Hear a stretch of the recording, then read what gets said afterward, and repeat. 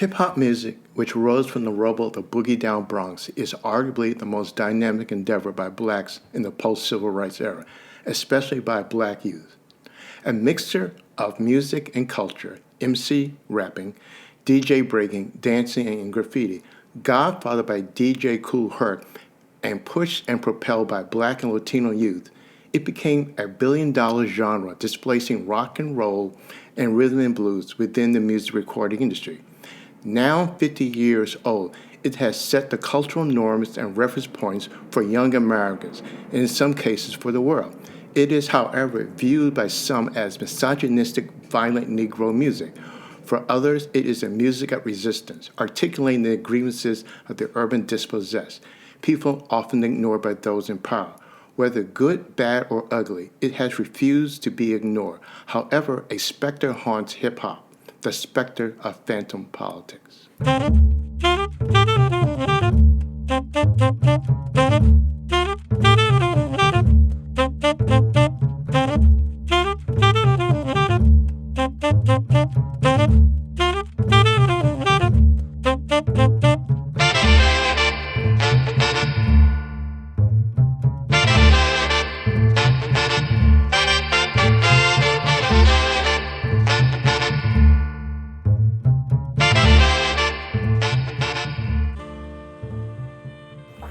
This is From Black Power to Black Trauma, a pod series that explores phantom politics. I'm Norman Kelley. There's a specter that haunts hip-hop, the specter of phantom politics. Hip-hop music and culture has been vastly more dynamic than African-American politics in the post-civil rights era.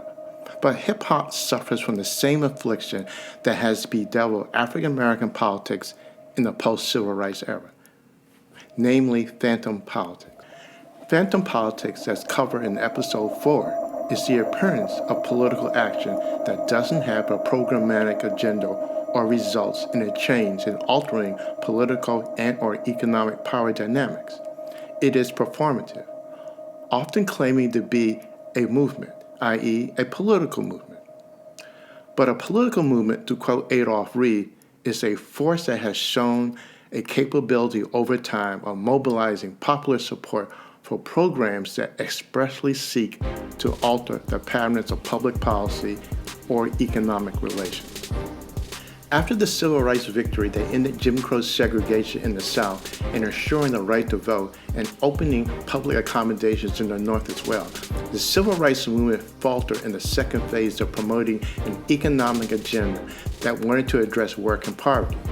Black Power arose as an alternate program to the integrations agenda of the civil rights movement led by Martin Luther King and others.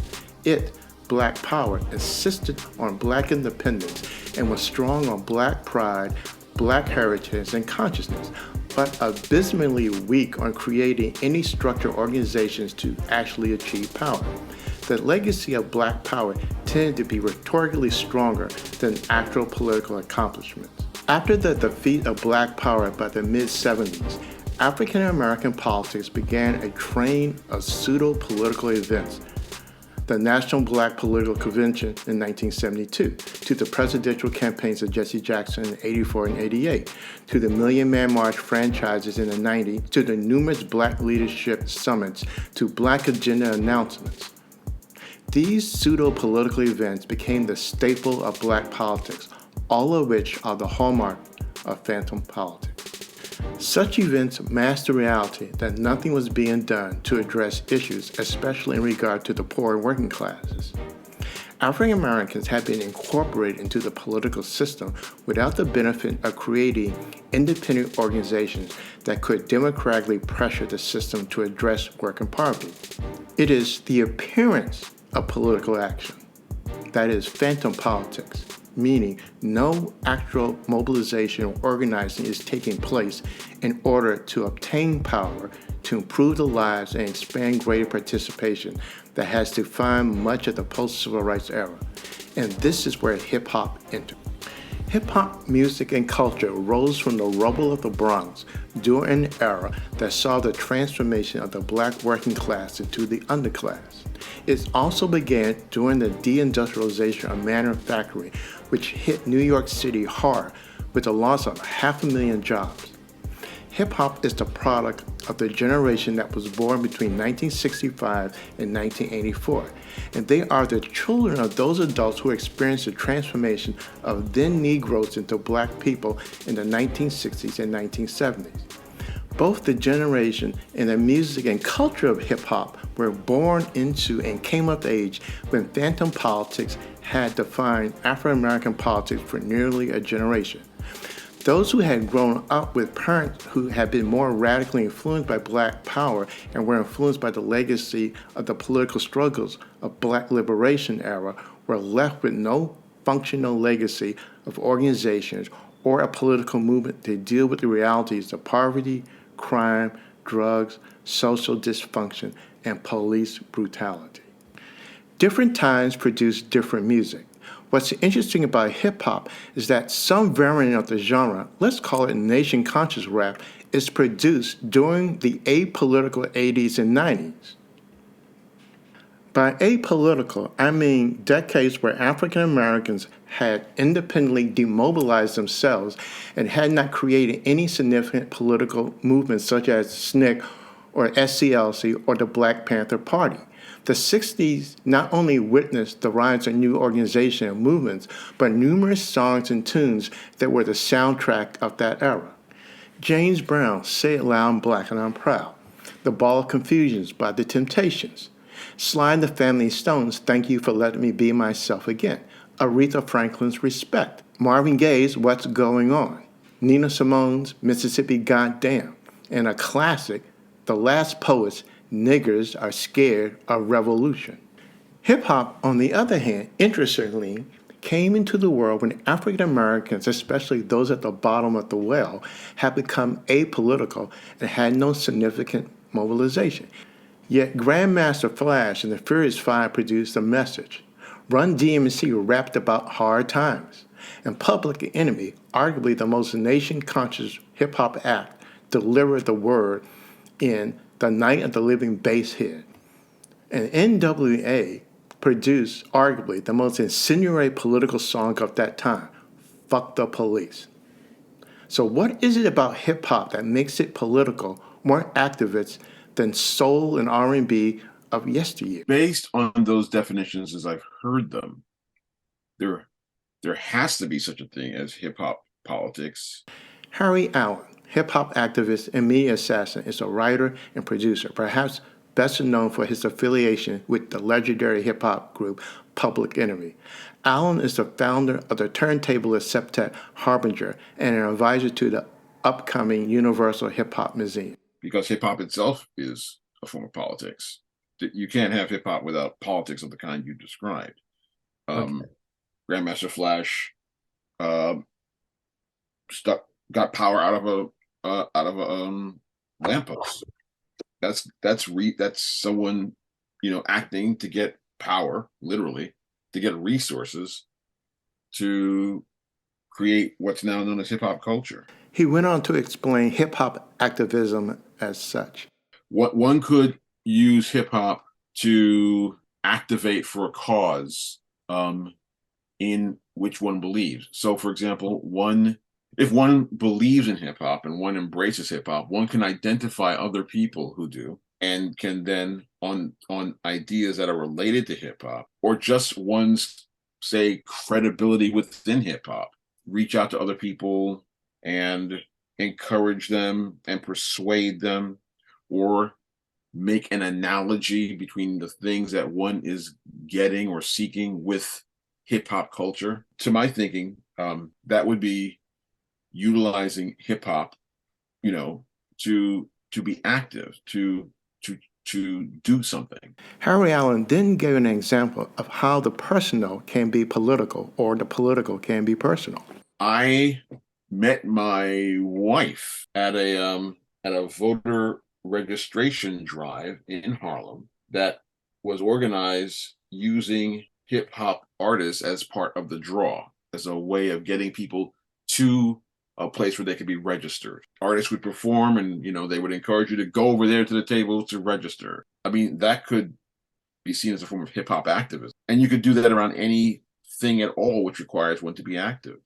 I later posed the question to Harry Allen if hip hop is a music of resistance, especially in regard to white supremacy or white domination. Well, then you get into the question of what is resistant to white domination. You know, if you say we're doing an action against white domination, and when you're done, white domination is still dominant, did you actually get anything done? Did you actually activate? Allen offered a nuanced take on resistance. If certainly one can through hip hop talk about white supremacy or engage in activities that they think will lead to it ending or being dismantled. Certainly one can do that. Again, I've raised the question of if something is not effective. Given that some hip hop artists and some listeners of the music openly talk about resistance and fighting the power, why hasn't it generated a significant political organization or a significant political movement? I would say, based on my observation of it, the mass of it is not for that purpose. The organization hip hop has produced is the organization of hip hop producers and music makers, which is a loosely defined kind of set of people who believe in hip hop and make it. Hip hop's goal or purpose, in short, you might as well ask, why haven't Snick made any good hip hop records? That's not what they exist for. Allen's point regarding Snick not making hip hop records is a misplaced analogy. Snick would have been into either soul or R&B, Motown, Stax, James Brown. However, Allen is on point in regard to the purpose of Snick wasn't making music, but assisting Southern blacks in ending white domination. Hip-hop's main function is the production of music. Yet, if one views the PBS series Fight the Power and listen to Chuck D, hip-hop has a responsibility to educate as well as entertain. But throughout the series, Chuck admonishes listeners to fight the power. But how can one fight the power if one isn't organized with others along with a common agenda to do so? Hip-hop music has been masterful at articulating issues and grievances of the post-civil rights generation of blacks, but it hasn't been successful at inspiring a new crop of leaders or organizations. Instead, the predominant ethos of hip-hop has been articulated by artists such as Jay-Z, 50 Cent, and Kanye West. Get rich or die trying. Hip-hop to some degree is a product of phantom politics and has produced its own version of phantom politics.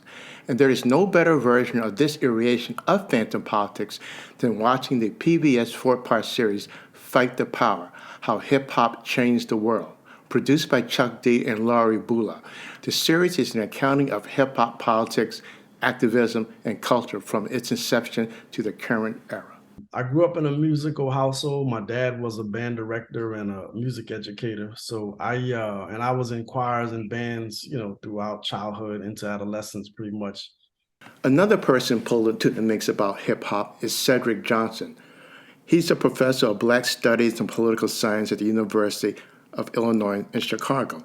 His books are Revolutionaries to Race Leaders and After Black Lives Matter, Policing and Anti-Capitalist Struggle. And I grew up with hip hop. The song Rapper's Delight was first released, but also Africa Bambaataa and all these other artists. I wasn't in New York, which would have meant I would have been exposed earlier. But hip hop, jazz, R&B.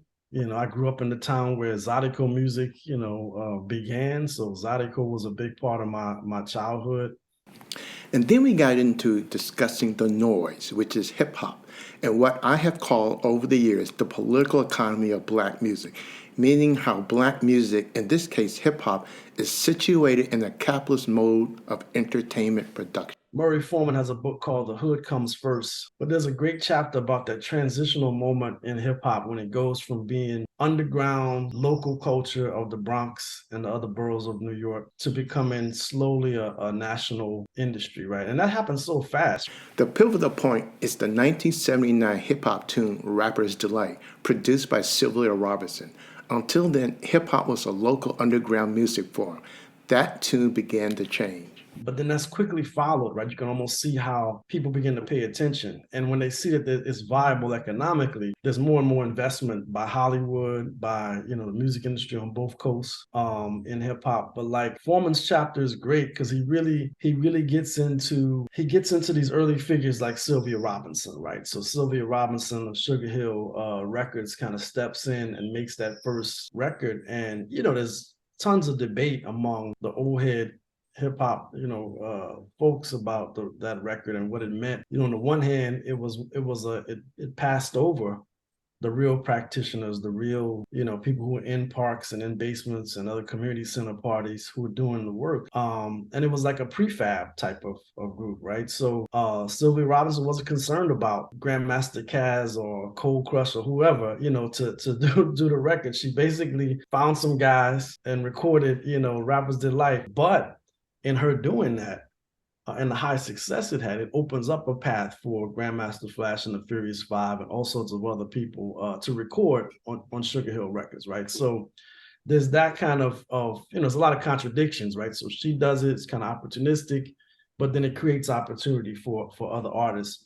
And this opportunity opens up a space for a specific type of hip hop artist. One of the twists right now is that you've got these very successful rap artists have taken on a really different persona, right? And not just persona, they've actually shown themselves to be, who I guess they always were, which is that they have no predisposition towards any kind of political life, right? It's like, I'm like the situation with Jay-Z, right? Where he justified his lyrics in the song he did with DJ Khaled, right? God did, by basically saying that being called an N-word or being called a capitalist for him is a new version of the N-word. With this prevalent ethos, it's understandable why there are scant forward-looking hip-hop organizations. The intentions of, right, are not the intentions of any other musical form, right? Now, I wouldn't say in the early goings, right? I mean, you get the message from Grandmaster Flash and the Furious Five because of where they are, right? And they feel the need to comment on it. You also get that from artists in the 80s and 90s, early 90s, who are talking about the Reagan-Bush period, right? So there's kind of strong condemnation of it. Not much in the way of solutions, right? Other than self-help and personal moral rehabilitation. Maybe the best example of this is like the Stop the Violence Coalition's 1989 song, Self-Destruction. I mean, I showed that to some students recently, and it's amazing to watch it now. One, they talk about Black on Black violence, to use that term essentially, right? Where we know now people recoil when they hear that. But we know in the 80s, to condemn Black on Black violence was a moral thing. It's like, we should not do this to each other, right? And it wasn't like, oh, this is a backhanded way of, criticizing Black people. It's like, no, we don't need this kind of destruction. Johnson explained how that critique had its limits. It was a progressive position to take then, but they don't necessarily talk about structural issues, right? It's all about individuals and, why we can do better and what you should not do, how your behavior should be modified, but there's very little politics. And that's part of just the times, right? I mean, it's almost like a mirror reflection of the right-wing politics of the times, version of it, to be honest, Black version of it. Maybe coming from a better place, from a better heart space, but still the same conclusion, that we can't look to the state. What we need is moral rehabilitation. The inability of Blacks to move beyond a moral critique of Black on Black violence and not confront the underlying economic consequences of the destruction of the Black working class, which led to the drug trade, which increased violence, was merely another aspect of phantom politics, and was reflected in hip-hop music of the time. So I think that's been one of the problems of it, right? And even then, we get a whole lot of music in the late 80s and early 90s that condemns police violence. And it's kind of pointing in the direction of the problem of mass incarceration, right? They can't name it yet. We're not using that term yet, but they're certainly identifying the way it's felt, in communities and in neighborhoods.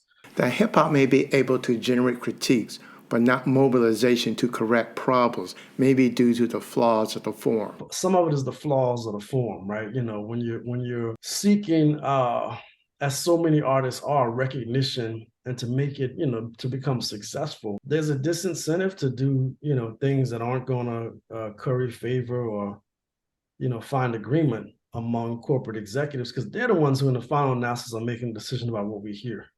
That Cedric Johnson brings up corporate executive, brings up the question as to who exactly runs, controls, and owns Black music.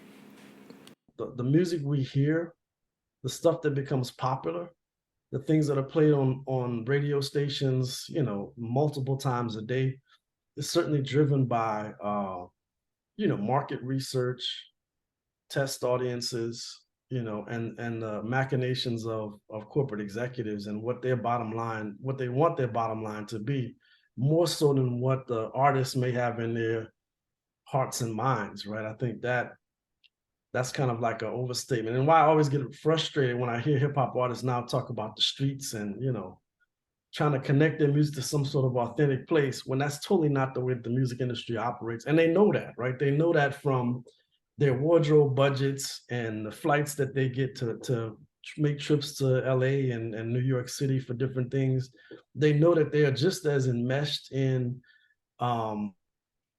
corporatized, heavily corporate music industry as any other Hollywood actor, right? Who has to navigate all these different contrary forces. So it's sort of odd, but the call of authenticity or the performance of authenticity is still at the heart of a lot of hip hop, music and public relations, right? Even though it's not so central to how this industry works. And how does this industry work? The music industry, as critic Harold Cruz noted, is a part of the country's mass cultural communication industry, of which Black music, and in this case hip-hop, is the major golden nugget. As Cruz wrote, mass cultural communication is a basic industry, as basic as oil, steel, and transportation in its own way. Developing along with it, supporting it, subservient to it, is an organized network of functions that are creative, administrative, propagandistic, educational, recreational, economic, and cultural. Taken as a whole, this enterprise involves what C. Wright Mills called the cultural apparatus. Only the blind cannot see whoever controls the cultural apparatus, whatever class, power group, faction, or political faction, also controls the destiny of the United States and everything in it. What Cruz was inserting when he wrote The Blind Cannot See It was that for years the integrationist forces never understood that Black music and other Black cultural forms could have formed the basis of the very profitable wings of the mass cultural communication industry. The problem has been that Blacks themselves haven't realized it until too late. Cruz had been one of the very few intellectuals, more than likely the only, who has seen the social, political, economic potential of Black cultural forms. As Cedric Johnson himself noted, Cruz makes the case, a chauvinist point about Black people, right, which is a good one. He actually says that, everything that's great about the United States essentially was created by Black people, right? And he talks about jazz music and the blues and, the Negro idiom. And in a way, he's right? He's saying that, America's popular music after World War II, or at the time of World War II, is jazz, right, as a form. And that is something, with its improvisational aspects, the different instruments that are used, different kinds of formations. This was something that sprung out of Black working class life, right? And he's saying that forcefully, and in the sense that, Black people are major cultural forces in the country. They've presented something that's very original, multiple things that are very original to American, music, dance. I guess you could even talk about other aspects of culture too, culinary. And they're not recognized for that, nor are they compensated fully for it, right? So he's making an argument about exploitation, so kind of, I think, stretching Marxism a little bit to talk about the way that Black people's cultural products are appropriated, but they're not necessarily compensated for what they've contributed. So there's kind of a more abstraction of exploitation in the real sense. But I think from that point, he's saying that, you know what, if Black people controlled specific institutions, not only could they be enriched by that, right? But they could also use those same institutions to promote a different view of America. Or put another way, African Americans for about 100 years have been sitting on a gold mine of their own talent, musically as well as athletically. Cruz had the rare insight to see that the demand for Black freedom had to be waged on three fronts: political, economic, and cultural, and that Black cultural forms have been driving Americans' mass cultural communication industries since the 20s. However, Black music as an economic force controlled by Blacks themselves has been impeded by two factors. One, the dominance of white control of the music recording industry, and two, by Blacks themselves, particularly the educated class, the intelligentsia that never had the imagination to see the dynamism of Black cultural forms and talent as a source of economic development. This also holds true for Black athletic talent, which is given vivid form in the film about Nike and Michael Jordan, the film called Air.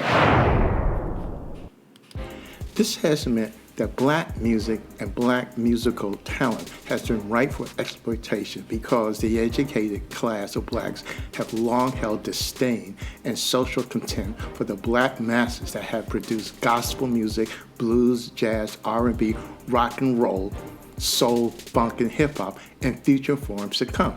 The inability and unwillingness of African Americans to exploit and defend their own cultural talent has been incalculable. Whites have grown rich off of Black fun for years, from minstrel shows to the modern American music recording industry. But it has only been Blacks themselves who have belatedly realized the money-making potential of their own folk culture. Carter G. Woodson, the father of Black History Month, once noted, "In the schools of business administration, Negroes are trained exclusively in the psychology and the economics of Wall Street and are therefore made to despise the opportunities to run ice wagons, push banana carts, and sell peanuts among their own people. Foreigners who have not studied economics but have studied Negroes take up this business and grow rich." African Americans have historically ignored the wealth-generating potential of their own cultural talent until too late. Even today, Black graduate schools, by and large, don't even offer case studies of Black recording companies such as Black Swan, Motown, Stax, Def Jam, examining how they began, succeed, failed, or gobbled up by the major labels of the recording industry. How are these Black labels or race records able to accrue capital to begin with? How was the music distributed from point A to point B? We don't know. Black academics, the theoryocracy, are more interested in the cultural significance, the interpretation of lyrics, or the commodification of Black music, more so than the political economy of Black music and how African Americans miss out on forwarding the Black freedom movement from the strategic triad of politics, economics, and culture.